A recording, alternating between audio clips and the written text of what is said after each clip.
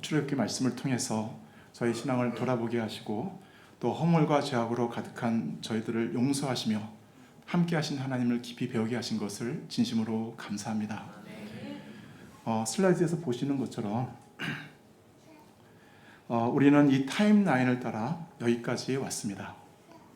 애굽의 종살이 속에서 부르짖는 소리를 들으시고 조상들과의 언약을 기억하신 하나님, 말이 어둔하고 연약한 모세를 부르시며 내가 반드시 너와 함께 있으리라 약속하신 하나님, 10가지 재앙으로 세상 권세와 우상을 꺾으신 하나님, 유월절 어린 양의 피로 이스라엘을 구원하시고 출애굽의 역사를 이루신 하나님, 길 없는 홍해 바다에 길을 내시고 마른 땅처럼 건너게 하신 하나님, 아무것도 없는 광야에서 만나와 반석에 물을 주시고 구름 기둥 불 기둥으로 앞서 인도하시며 동행하신 하나님, 시내산에서 말씀으로 이스라엘을 거룩한 백성 제사장 나라로 세우신 하나님, 금송아지 사건으로 진멸당할 수밖에 없었던 백성을 모세의 중보 가운데 은혜로 용서하시고 다시 회복시켜 주신 하나님, 그리고 성막을 짓게 하시고 그들 가운데 거하기를 원하시는 하나님을 우리는 지금까지 만나왔습니다. 근데 이스라엘 백성은 이 하나님을 만 1년도 되지 않는 시간 안에 모두 경험하였습니다.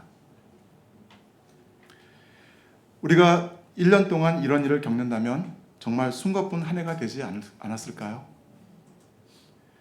사실 우리 또한 올해 아직 2025년이 다 끝나지 않았지만 수많은 사건과 문제를 지나며 비슷한 길을 걷고 있습니다.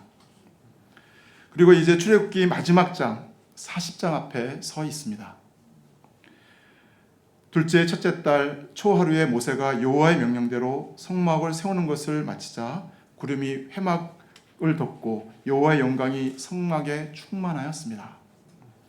그때부터 모든 이스라엘 백성들은 하나님의 인재의 구름을 바라보며 그들의 모든 행진하는 길을 걸었습니다. 이런 사실은 광야 같은 인생길에서 우리가 바라보고 의지할 것도 사람이나 환경이나 다른 어떤 것이 아니라 성령님을 통해 우리 가운데 함께 하시는 하나님의 임재임을 깨닫게 합니다. 이 시간 말씀을 통해 우리의 시선이 하나님께 고정되고 걸음이 그 인도하심을 따르며 오직 주님께 영광을 돌리는 삶이 될 수 있기를 간절히 기도합니다. 오늘 말씀의 제목은 여호와의 영광이 성막에 충만하며입니다. 요절 말씀은 40장 34절입니다. 같이 한번 읽겠습니다. 시작. 구름이 회막에 덮이고 여호와의 영광이 성막에 충만하매 모세가 회막에 들어갈 수 없었으니 이는 구름이 회막에 덮이고 여호와의 영광이 성막에 충만하였으며. 은혜와 사랑이 충만하신 하나님 아버지, 지난 5개월 동안 출애굽기 말씀을 통해 노예 백성 이스라엘을 구원하시고 광야길로 인도하시며 함께하길 원하시는 주님을 저희도 바라보게 하셔서 진심으로 감사합니다.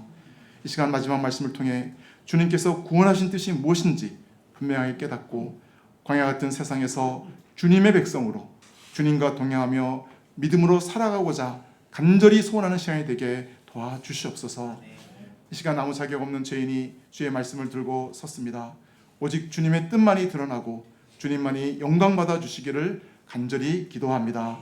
저희는 주 예수 그리스도의 이름으로 기도드렸습니다. 1절 2절을 보십시오. 다 함께 한번 읽어보겠습니다. 시작. 너는 첫째 달 여호와께서 모세에게 말씀하시되 너는 첫째 달 초하루에 성막 곧 회막을 세우라. 하나님은 이스라엘의 여호와께서 명령하신 대로 성막의 모든 부속물과 기구를 만든 것을 보시고 기뻐하셨습니다. 그리고 둘째 첫째 달 초하루에 성막을 세우라고 명령하셨습니다. 이는 출애굽을 이스라엘의 새로운 시작으로 삼으시며 그 달을 첫째 달로 정하신 것처럼 성막 건립을 통해 다시 그들과 새롭게 시작하고자 하셨기 때문입니다. 사실 이스라엘은 애굽에서 나온 지 불과 4달도 지나지 않아 금송아지 우상 숭배로 언약이 끊어질 위기를 맞았습니다. 그러나 하나님의 징계 앞에서 회개했고 모세의 간절한 중보와 하나님의 긍휼로 다시 정결케 되었습니다. 그 과정을 통해 그들은 가나안에서의 복보다 하나님과 동행하는 은혜를 더 사모하는 백성으로 빚어졌습니다. 그러므로 하나님은 둘째의 첫째 달 초하루에 성막을 세우게 하심으로써 이스라엘 관계를 회복하시고 새로운 역사를 시작하고자 하셨습니다. 3절에서 8절은 하나님의 성막 건립에 대한 명령입니다. 성막 건립은 안에서부터 바깥으로 진행됩니다. 먼저 성막을 세우고 지성소에 증거궤를 드린 뒤 휘장을 가려 임재의 중심을 확립하였습니다. 이어 성소에 상을 들여 그 물품을 진설하고 등잔대를 놓아 불을 켜며 금양단을 증거궤 앞에 두어 기도의 자리를 마련하였습니다. 또 성막문에 휘장을 달아 성소의 경계를 세운 후 뜰에는 회막문 앞에 번제단을 두고 회막과 번제단 사이에 물두멍을 놓아 물을 채웠습니다. 그리고 마지막으로 뜰 사면에 포장을 치고 뜰 문에 휘장을 달아 외곽의 경계를 완성하였습니다. 이렇게 증거궤를 중심으로 지성소, 성소, 뜰, 외벽에 이르기까지 확장되는 배치는 단순한 기능의 동선이 아니라 하나님의 임재를 중심으로 거룩의 질서와 경계를 세우는 과정임을 보여줍니다. 구절을 보십시오. 다 함께 한번 읽어보겠습니다. 시작. 또 관유를 가져다가 성막과 그 안에 있는 모든 곳에 발라 그것과 그 모든 기구를 거룩하게 하라. 그것이 거룩하리라. 하나님은 모세에게 성막과 그 안의 모든 기구, 번제단과 기명, 물두멍과 그 받침에 관유를 발라 거룩하게 하라고 명령하십니다. 이는 단순한 의식이 아니라 이 모든 것이 이제 하나님께 속했다는 성별의 선언입니다. 사실 성막이 거룩한 까닭은 금과 같은 비싼 재료의 값 때문이 아니라 거룩하신 하나님이 그 가운데 거하시기 때문입니다. 고뇌는 이 하나님의 임재를 눈앞에 새기며 소유와 용도의 방향을 바꾸어 평범한 그릇을 예배의 그릇으로 전환시켰습니다. 더 이상 아무 때나 아무 용도나가 아니었습니다. 주의 영광을 위한 도구가 되었습니다. 또한 하나님은 출애굽기 30장 29절에서 이렇게 말씀하셨습니다. 그것들을 지극히 거룩한 것으로 구별하라. 이것에 접촉하는 것은 모두 거룩하리라. 거룩은 더러움이 묻을까 두려워 숨어 지내는 소극적인 것이 아닙니다. 임재의 중심에서 바깥으로 퍼져나가는 능동적인 활동입니다. 향기가 방을 채우고 작은 빛이 어둠을 밀어내듯 하나님이 우리 안에 계실 때 그 향과 빛이 말과 표정과 손길을 통해 가정과 일터와 공동체로 스며듭니다. 한마디로 거룩은 피하기보다 퍼지는 것입니다. 하지 말아야 할 것을 지키는 데 멈추지 않고 임재의 생명이 밖으로 흘러가도록 사는 것입니다. 구약의 기름 부으심이 제사장과 왕과 선지자를 세웠다면 신약에서 성령의 기름 부으심은 우리에게 진리를 가르쳐주고 우리를 하나님의 임재와 권능의 통로로 만들어 주십니다. 그러므로 관유가 기물의 소유권과 용도를 바꾸었듯 성령은 우리의 주인을 바꾸시고 삶의 목적과 동선을 바꾸십니다. 우리는 하나님의 성전입니다. 고린도전서 3장 16절, 6장 19절 말씀을 다 함께 읽어보겠습니다. 시작. 너희는 너희가 하나님의 성전인 것과 하나님의 성령이 너희 안에 계신 것을 알지 못하느냐? 너희 몸은 너희가 하나님께로부터 받은 바 너희 가운데 계신 성령의 전인 줄을 알지 못하느냐? 너희는 너희 자신의 것이 아니라. 그러므로 나의 시간과 재능, 물질과 생명은 내 것으로 소비되게 있는 것이 아닙니다. 예배와 순종을 위해 사랑과 공의와 자비가 흘러가도록 구별되어져야 합니다. 또한 거룩은 내 마음의 지성소에만 머무르지 않습니다. 내가 서는 자리, 내가 만지는 일, 내가 대하는 사람에게로 번져가야 합니다. 정결한 말과 정직한 일과 자비로운 손길이 우리의 일터와 가정과 공동체를 적셔갈 때 성막에서 시작된 그 거룩의 향기가 우리의 삶의 뜰과 성bat 거리까지 퍼져나갈 것입니다. 12절에서 16절은 아론과 그의 아들들을 제사장으로 위임하시는 장면입니다. 하나님께서는 그들을 회막문으로 이끌어 물로 씻기시고 아론에게 거룩한 옷을 입히시며 관유로 기름 부어 거룩하게 하신 뒤 직분을 담당하게 하셨습니다. 또한 그의 아들에게도 아버지와 같이 입히고 기름을 바르게 하사 직분을 감당하게 하십니다. 이런 정결과 입힘, 기름 부음과 위임으로 이어지는 이 순서는 하나님이 사람을 회복하여 사명을 감당하게 하시는 은혜의 시간을 보여줍니다.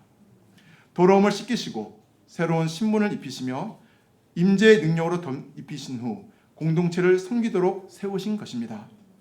그리고 주께서는 그들이 기름 부음을 받았은즉 대대로 영영이 제사장이 되리라 약속하셨습니다. 그런데 여기서 한 가지 의문이 듭니다. 사실 아론이 누구입니까? 그는 십계명의 첫째와 둘째 계명을 어기고 금송아지 우상 숭배를 주도하여 백성을 범죄와 심판으로 몰아넣은 사람입니다.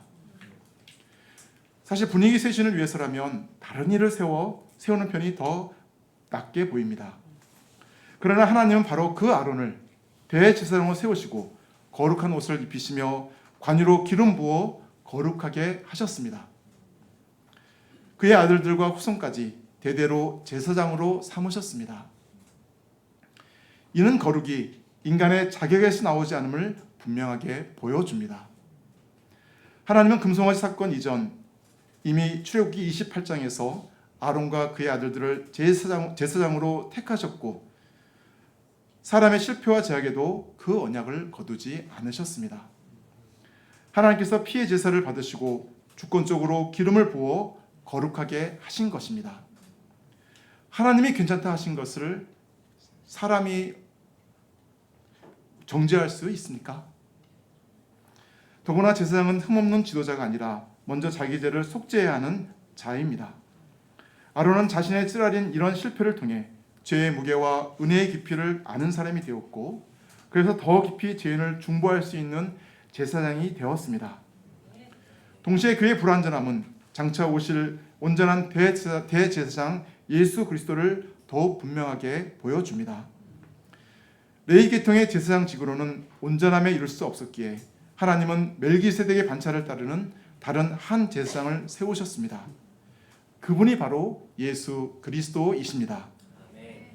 예수님께서는 단번에 흠없는 자신의 피를 들여 우리의 죽은 양심을 깨끗하게 하시고 살아계신 하나님을 섬기게 하셨습니다. 그리고 첫 언약 아래 지은 모든 죄를 속량하사 우리로 영원한 기업이 되게 하셨습니다. 그러므로 오늘날 우리가 붙들어야 할 것은 오직 예수 그리스도의 십자가와 부활로 세워진 생명의 복음입니다. 하나님은 완벽한 자를 쓰시는 분이 아니라 이렇게 회개한 자를 은혜로 세우시는 분이십니다. 그리스도의 피를 믿고 의지하는 자에게 하나님은 의의 옷을 입히시고 성령의 기름을 부어 거룩하게 하시며 다시 사명의 자리로 보내십니다. 세 번 주님을 부인했던 베드로도 진실된 회개와 사랑 고백을 통해 양떼를 맞는 목자가 되었습니다.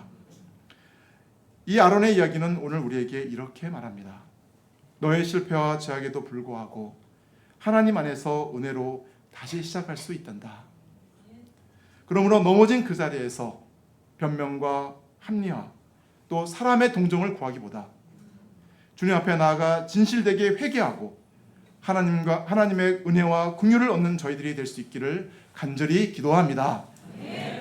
17절 33절은 모세가 하나님의 명령대로 성막을 세우는 과정을 보여주고 있습니다. 17, 18절을 다 함께 읽어보겠습니다. 시작. 둘째 첫째 달 곧 그 달 초하루에 성막을 세우니라. 모세가 성막을 세우되 그 받침들을 놓고 그 널판들을 세우고 그 띠를 띄우고 그 기둥들을 세우고.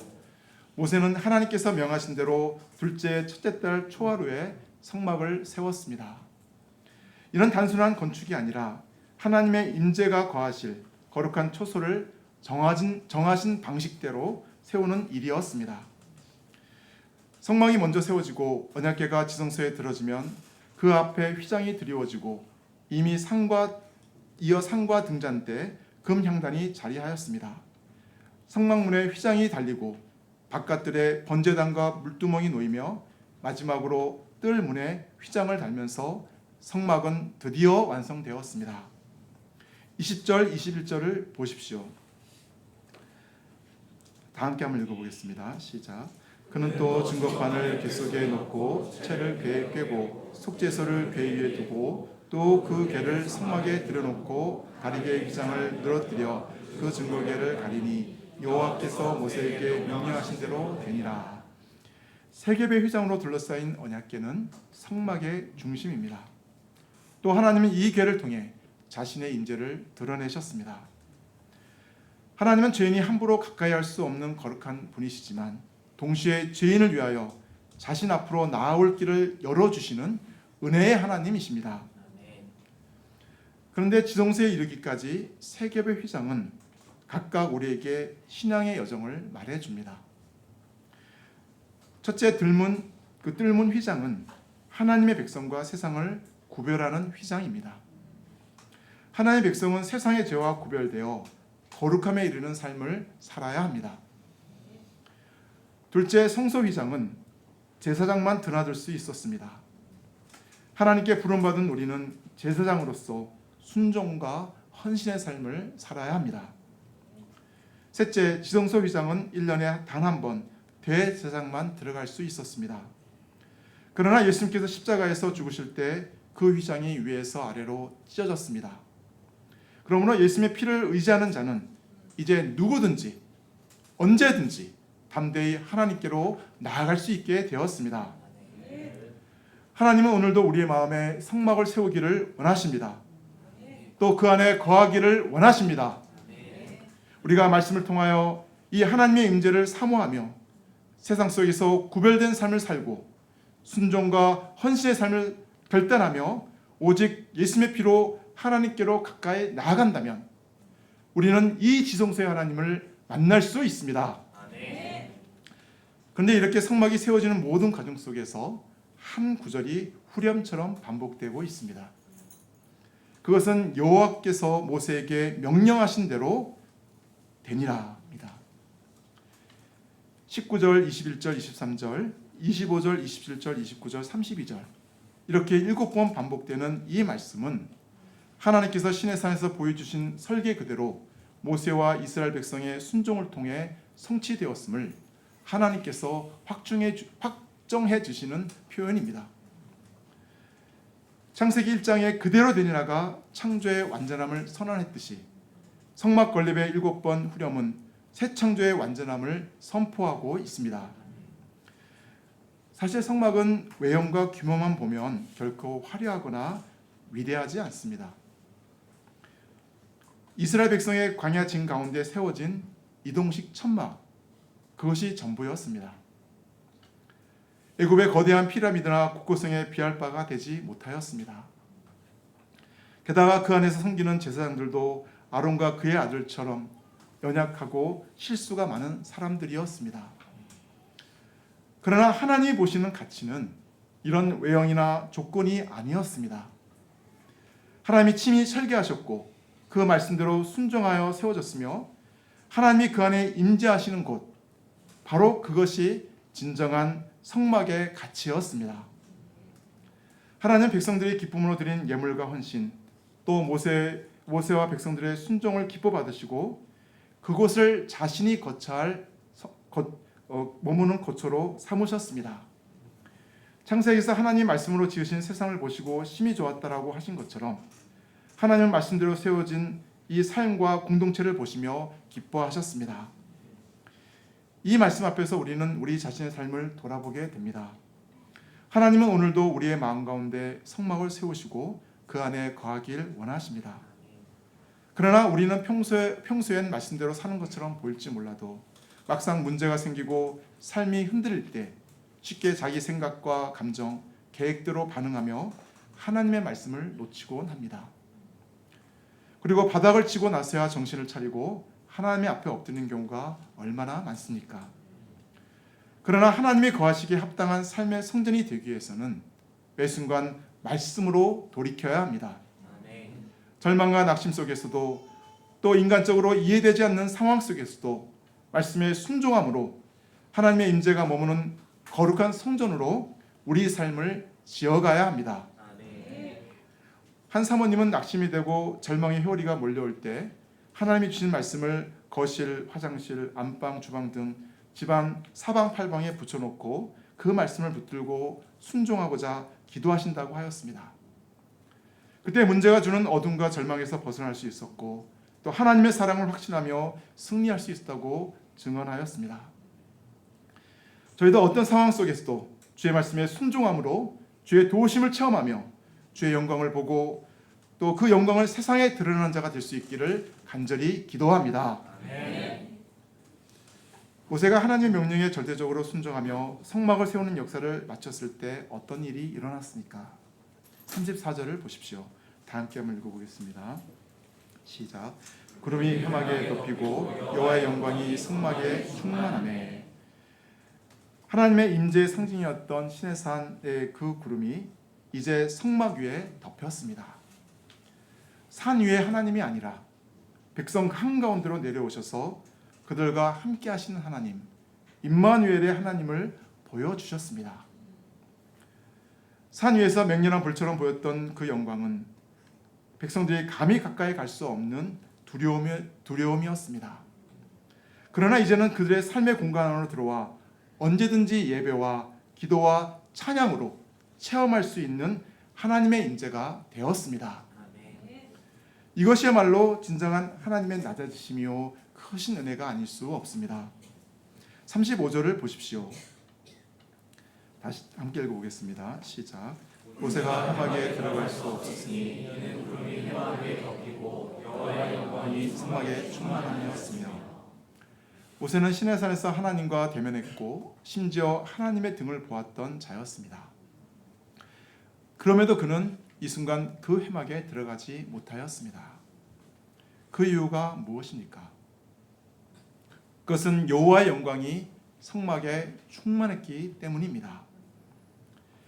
여호와의 영광이 충만하다는 것은 성막이 하나님의 거룩과 사랑과 자비와 정의로 가득 차서 다른 것이 들어올 자리가 전혀 없다는 뜻입니다. 모세조차 그곳에 들어갈 수 없을 만큼 하나님의 거룩함이 그곳에 압도적으로 임하였습니다. 사실 성막은 단순한 건물이 아니라 하나님의 이런 성품이 가득 차 있는 새로운 창조의 공간이 된 것입니다. 동시에 이는 하나님의 승인과 언약의 성취를 의미합니다. 하나님은 내가 그들 중에 거하겠다고 약속하셨고 성막에 임재하심으로 그래 내가 약속대로 너희와 함께하겠다라고 친히 확증해 주신 것입니다. 출애굽의 목적은 단순한 해방이 아닙니다. 하나님이 자기 백성과 함께 거하시기 위함이었습니다. 이 영광은 장차 오실 그리스도 안에서 온전히 드러납니다. 요한은 예수님을 바라보며 말씀이 육신이 되어 우리 가운데 거하심에 우리가 그의 영광을 보니 아버지의 독생자의 영광이요 은혜와 진리가 충만하더라 라고 고백하였습니다. 예수님은 참 성막으로 오셔서 하나님의 영광을 우리 가운데 나타내셨습니다. 갈릴리 가나의 혼인잔치에서도 종들이 말씀에 순종했을 때 물이 포도주로 변화되었고 예수께서 이 첫 표적을 갈릴리 가나에서 행하며 그의 영광을 나타내심에 제 아들이 그를 믿으니라 라고 기록하고 있습니다. 결국 성막의 영광 충만은 예수님을 통해 드러날 은혜와 진리의 충만을 예표하는 사건이었습니다. 사도 바울은 이 부활의 주님을 만난 후에 내 주 그리스도 예수를 아는 지식이 가장 고상하다고 고백하였습니다. 그러나 동시에 지금은 거울로 보는 것 같이 희미하나 그때에는 얼굴과 얼굴을 대하여 볼 것이라고 말하였습니다. 사실 지금 우리가 경험하는 하나님의 영광도 크지만 장차 하나님 나라에서 보게 될 영광과는 차원이 다릅니다. 성막의 영광은 이 영원한 영광을 바라보게 하는 그림자요 약속입니다. 하나님 백성들이 당신의 영광을 가까이서 보기를 원하셨습니다. 그러나 그 길은 언제나 순종을 통해 열립니다. 엘리야의 사환이 7번 산에 오를 때 작은 구름을 보았고 나아만 장군이 요단강에 7번 몸을 담갔을 때 나병이 깨끗해졌습니다. 이런 반복적이고 힘든 순종은 그 끝에는 하나님의 영광이 드러납니다. 지금도 하나님은 말씀을 통해 우리를 찾아오십니다. 또 그 말씀을 믿고 받아들이며 순종할 때 하나님은 우리의 삶 가운데 충만한 영광을 드러내어 주십니다. 끝이 없는 우주의 신비와 아름다움처럼 하나님의 영광은 한계가 없고 더 깊고 더 풍성합니다. 우리의 작은 순종이 모여 이런 하나님의 무한한 영광이 드러나게 될 것입니다. 그러므로 모세처럼 또 엘리야의 사환처럼 또 나아만 장군처럼 순종의 걸음을 끝까지 걸어갈 수 있기를 간절히 기도합니다. 말씀에 대한 온전한 순종이 쉽지 않을지라도 그 끝에는 반드시 하나님의 영광이 우리를 기다리고 있습니다. 오늘 이 어두운 시대 속에서 말씀에 순종하는 우리의 삶을 통해 하나님의 밝고 선명한 영광이 분명하게 드러날 수 있기를 기도합니다. 36, 37절을 다 함께 읽어보겠습니다. 시작. 구름이 성막 위에서 떠오를 때에는 이스라엘 자손이 그 모든 행진하는 길에 앞으로 나아갔고 구름이 떠오르지 않을 때에는 떠오른 날까지 나아가지 아니하였으며 이스라엘 자손은 무엇을 보고 움직였습니까? 아주 단순합니다. 구름이 떠오르면 나아가고 머물면 멈추는 것이 없습니다. 구름은 단순한 길잡이가 아니었습니다. 시내산에서 언약을 맺은 뒤 이제는 진 한가운데 성막 위에 임한 하나님의 임재의 상징이었습니다. 이는 언약의 하나님이 그들과 함께 하시며 그들과 동행하신다는 증거입니다. 그러므로 그들의 행진은 단순한 이동이 아니라 하나님과 함께 걷는 언약의 행진이요 마치 혼인 행진과도 같았습니다. 그러나 이 단순한 원리를 지키는 것은 쉽지 않았습니다. 구름이 오래 머무르면 이러다 광야에서 죽는 것은 아닐까? 먹을 것도 물도 부족한데 왜 움직이지 않으시는 걸까? 우리가 가나안에 들어가기는 하는 것일까? 라는 불안과 염려가 찾아왔을 것입니다. 그러나 성경은 떠오를 때 나아갔고 떠오르지 않을 때에는 나아가지 않았다라고 기록하고 있습니다. 이는 그들이 점차 하나님의 뜻에 발걸음을 맞추는 훈련을 배우고 있었음을 알 수 있습니다. 노예 같던 이스라엘이 원망과 불평과 반역의 시간을 지나서 이제는 하나님의 명령에 발맞추는 언약의 군대로 변화해 간 것입니다. 민수기 9장 17절에서 23절은 이를 더욱 상세하게 설명하고 있습니다. 이중 21, 22절 말씀을 다 함께 읽어보겠습니다. 시작. 혹시 구름이 저녁부터 아침까지 있다가 아침에 그 구름이 떠오를 때는 그들이 행진하였고 구름이 밤낮 있다가 떠오르면 곧 행진하였으며 이틀이든지 한 달이든지 1년이든지 구름이 성막 위에 머물러 있을 동안에는 이스라엘 자손이 진영에 머물고 행진하지 아니하다가 떠오르면 행진하였으니 구름이 하룻밤 머물다가 아침에 떠올라도 곧장 나아갔습니다. 혹은 한 달, 아니 1년을 머물러도 떠오르기 전에는 움직이지 않았습니다. 이런 삶의 시간과 장소, 또 속도와 방향을 하나님께 온전히 맡긴 신뢰의 증거였습니다. 그는 구름으로 임재하신 하나님과 동행하며 자기의 생각이나 자기 계획이 아니라 하나님의 뜻에 전적으로 순종하는 삶을 배운 것입니다. 출애굽기 40장 38절을 보십시오. 여기서 중요한 표현은 모든 행진하는 길에서입니다. 그들이 어느 길을 가든 언제 멈추든 낮이든 밤이든 하나님의 구름과 불은 항상 백성들과 함께하였습니다. 더 이상 여호와께서 우리 중에 계신가 안 계신가 의심하는 사람이 없었습니다. 사실 성막이 이동식으로 지어진 이유도 여기에 있습니다.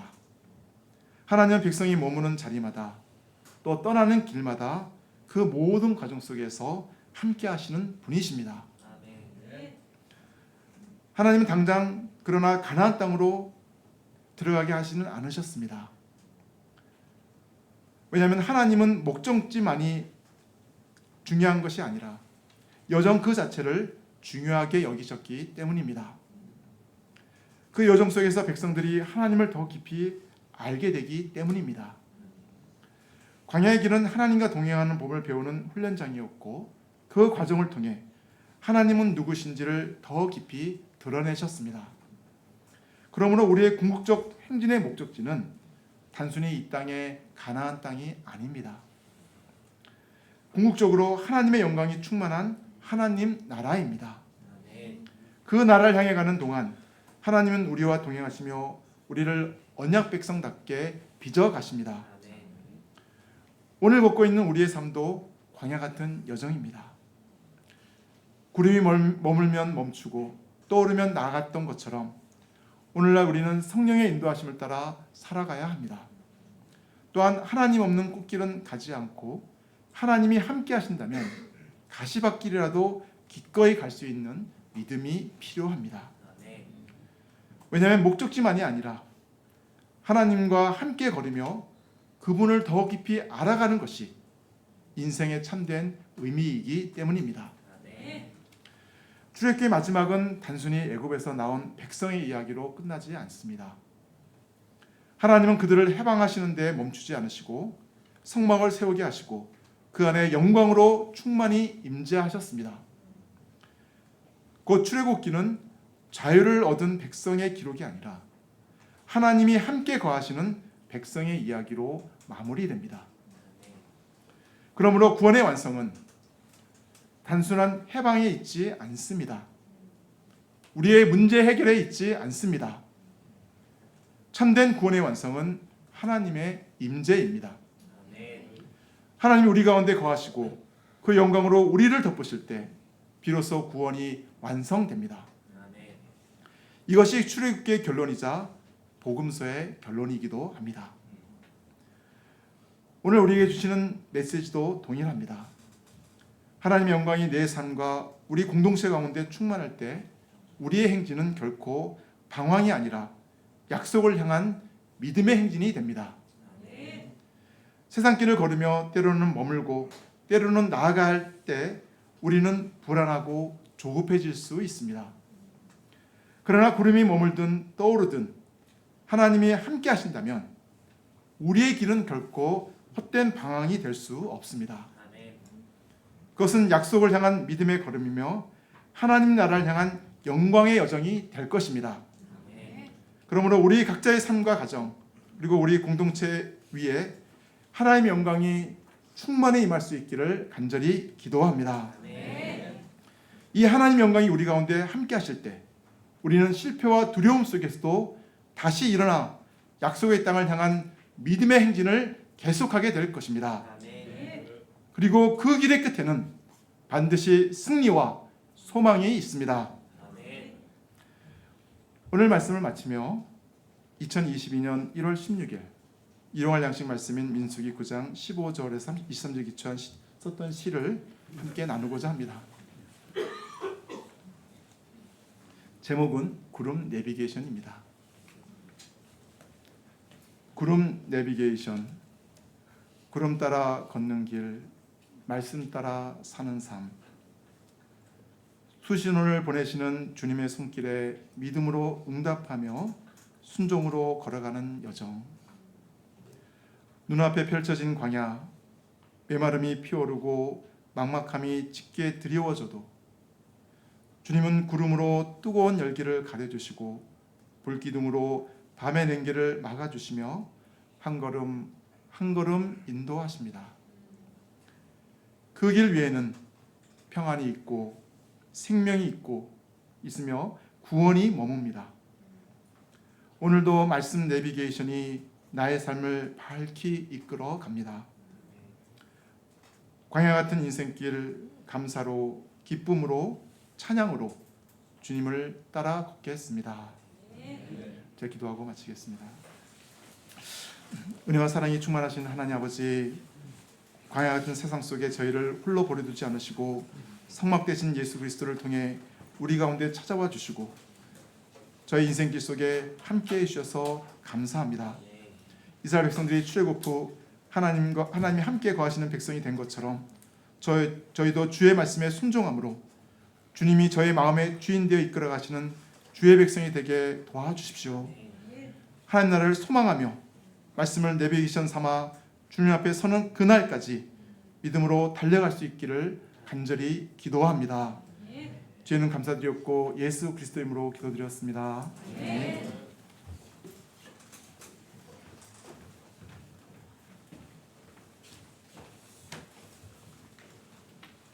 찬송가 491장을 다 함께